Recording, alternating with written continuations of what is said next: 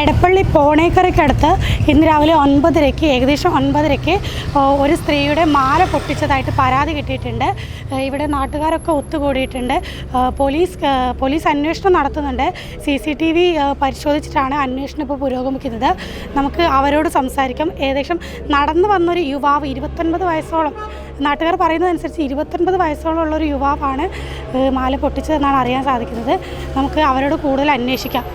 ഇന്നലെ രാവിലെ 9:30 എറണാകുളം ഇടപ്പള്ളി പോണേക്കരയിൽ സ്ത്രീയുടെ കഴുത്തിലെ മാല യുവാവ് മോഷ്ടിച്ചത്. റോഡിലൂടെ നടന്നു പോവുകയായിരുന്ന ഇടപ്പള്ളി സ്വദേശിനിയുടെ 1 പവൻ വരുന്ന മാലയാണ് കാൽനടയാത്രക്കാരനായ യുവാവ് പൊട്ടിച്ചത്.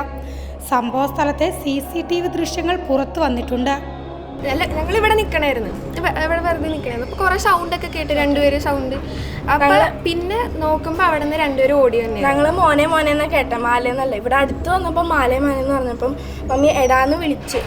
ഞാനാണ് ഇവനെ ഞാൻ കണ്ടപ്പോൾ ഇവിടെ എൻ്റെ ഗേറ്റ് തുറക്കാൻ പറ്റണ്ടായിരുന്നില്ല. ഞാനിവിടെ ഗേറ്റ് ലോക്ക് ചെയ്ത് വെച്ചേക്കാണ്. ഇത് മോനാണ് അതോ ആ കൂടെ ഓടുന്ന ആളാണ് എന്താണെന്നൊന്നും മനസ്സിലായിരുന്നു. പക്ഷെ അവൻ തന്നെയായിരുന്നു കള്ളൻ എന്നാണ് ഇപ്പോൾ പറയണത്. പക്ഷെ എനിക്കറിയില്ലായിരുന്നു ഇവൻ കള്ളനാണെന്ന്. എനിക്ക് ഗേറ്റ് തുറക്കാൻ പറ്റാത്തതിന് ഇവനെ തടയാനും പറ്റിയില്ല. അവൻ ഓടി രക്ഷപ്പെട്ടു. ആ റൈറ്റ് അങ്ങോട്ട് എടുത്തിട്ട് ആ റൈറ്റിലേക്ക് പോയി. ആർക്കും ഒന്നും മനസ്സിലായില്ല. എന്തെങ്കിലും മനസ്സിലായി. ഒരു 29 വയസ്സിൻ്റെ ഉള്ളിലാണ്. 29 വയസ്സിന്റെ ഉള്ളിൽ 30 വയസ്സിന്റെ ഉള്ളിലേ ഉള്ളൂ അവന്. ടൂ വീലറിലല്ല അവന് ഓടാൻ പറ്റുന്നുണ്ടായിരുന്നില്ല. എന്തെങ്കിലും ഇറങ്ങിയാണ് തടയാൻ പറ്റിയ. പക്ഷെ ഞങ്ങൾക്ക് എന്താ സംഭവിക്കണേന്ന് അറിഞ്ഞില്ല. ഇവിടെ അടുത്തെവിടെയെങ്കിലും CCTV പോലീസ് ചെക്ക് ചെയ്തോണ്ട്.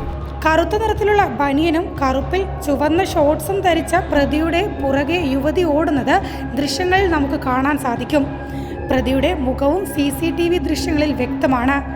സംഭവത്തെ കേന്ദ്രീകരിച്ച് പോലീസ് അന്വേഷണം തുടരുന്നുണ്ട്.